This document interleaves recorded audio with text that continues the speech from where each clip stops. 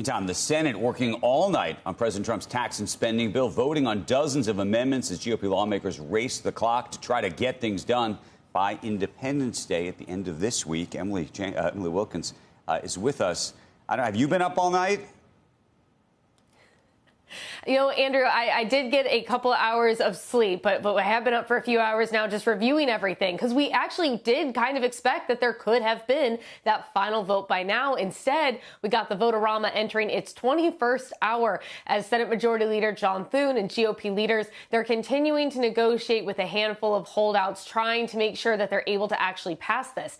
Now, concerns remain both from fiscal hawks like Ron Johnson, who are very worried about the cost of the almost $3.3 trillion bill, as well as from senators who want to protect Medicaid. Your Susan Collins, your Lisa Murkowski's. Murkowski was actually just in Thune's office chatting with him.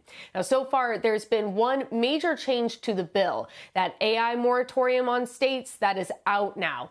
The end of the ban came after Senator Marsha Blackburn. If you remember yesterday, she struck an agreement to soften the limit, but last night she changed course, announcing she could not go forward with that new language that has been stripped from the bill at this point. Now, we are still waiting to see if several other amendments get offered. They could also change the outlook on the bill. One from Senator Rick Scott would shift some federal Medicaid costs to states, and then another from Senator Joni Ernst would allow more wind and solar projects to potentially qualify for some of these tax credits. Also, an amendment from Mike Lee that was a bit related. It would have completely stripped wind and solar tax credits. It was actually voted down by Democrats and a majority of GOP lawmakers. So maybe some interesting writing on the wall there. Of course, further complicating all of this is Elon Musk. He has continued to rail against the bill. He tweeted yesterday that every member of Congress who campaigned on reducing government spending and then immediately voted for what he's calling the biggest debt increase in history should hang their head in shame. He then went on to say they will lose their primary next year if it is the last thing I do on this earth. And look, apparently Elon Musk has been up all night, according to his ex. He says he's starting to make good on his word that he donated or will donate to Thomas Massey's campaign in the House. Of course, someone who's been a big holdout on this bill. And that's even a reminder that if the Senate is able to pass this bill today, they still need to get this over in the House, where we know there are more concerns over there. So, guys, a lot to do between now and July 4th. And I think some serious doubts creeping in whether or not they're going to be able to get this done in that timeline. So we have two issues. We have the timeline issue, and then there's a secondary question which relates to the timeline issue. With an Elon Musk out there saying effectively that he's going to help try to primary people, does that actually change the dynamic at all? You know, I think perhaps for some of the fiscal hawks in the House, particularly House members, that you know, something like this can really make or break it. You have to be cognizant of that if they find a primary challenger to back, if there's someone that Musk is really willing to put a lot of money forward on. I think it depends how much Musk actually wants to get involved, because, of course, as we've seen previously, when it comes between Musk and Trump, members have tended to stick with Trump, which is also another question. How much does Trump ratchet up the pressure on lawmakers to get this done? Does he come to the Capitol? So I think a lot of dynamics that still could play out within the next 48 to 72 hours. But that's kind of the case. Some of these are caught in a damned if you do, damned if you don't. If you vote for this, Elon Musk is threatening to primary you. If you don't, the president is threatening to primary you.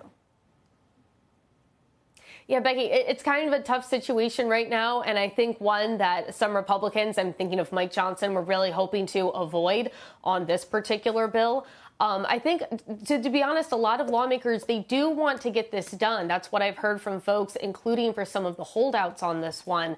But the fact of the matter is that if you're really passionate about a particular issue, be it making sure that Medicaid is in place or really lowering the debt, this, if you're a Republican, is really your one big last chance for years potentially to be able to make this kind of a change. And with margins this narrow, again, it really does not take that many lawmakers to dig in their heels and to actually delay things. And again, I've heard from a number of folks on Capitol Hill who would be perfectly fine with bringing this past the July 4th deadline, debating this and negotiating throughout the month of July, and then trying to get something done before they go into recess. Remember, this July 4th deadline, it's been touted a lot, it's been talked about a lot, but at the end of the day, the real deadline is when we hit that X date on the debt limit, and that's likely not coming until August or September.